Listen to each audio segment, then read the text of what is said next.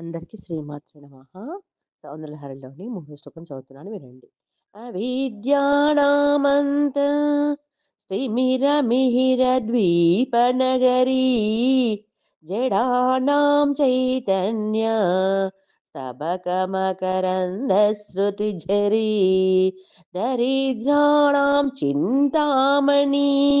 గుణనికా జన్మజలధౌ निमग्नानादंष्ट्रा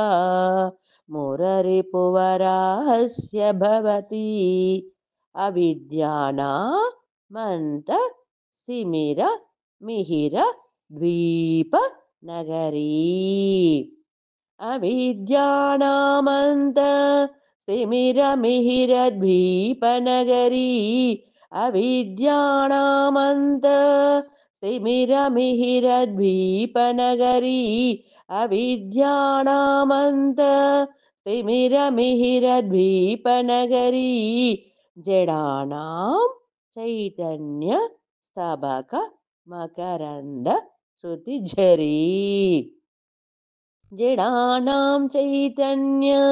स्तबकमकरन्दश्रुतिझरी जडानां चैतन्य स्तबकमकरन्दश्रुतिझरी जडानां चैतन्य स्तबकमकरन्दश्रुतिझरी दरिद्राणां चिन्तामणि गुणनिका जन्म जलधौ दरिद्राणां चिन्तामणि गुणनिका जन्मजलधौ दरिद्राणां चिन्तामणि गुणनिका जन्मजलधौ दरिद्राणां चिन्तामणि गुणनिका जन्मजलधौ निमग्नानां दंष्ट्रा मुररिपु वराहस्य भवति निमग्नानादंष्ट्रा मुररिपुवराहस्य भवति निमग्नानादंष्ट्रा मुररिपुवराहस्य भवति निमग्नानादंष्ट्रा मुररिपुवराहस्य भवति अविद्यानामन्त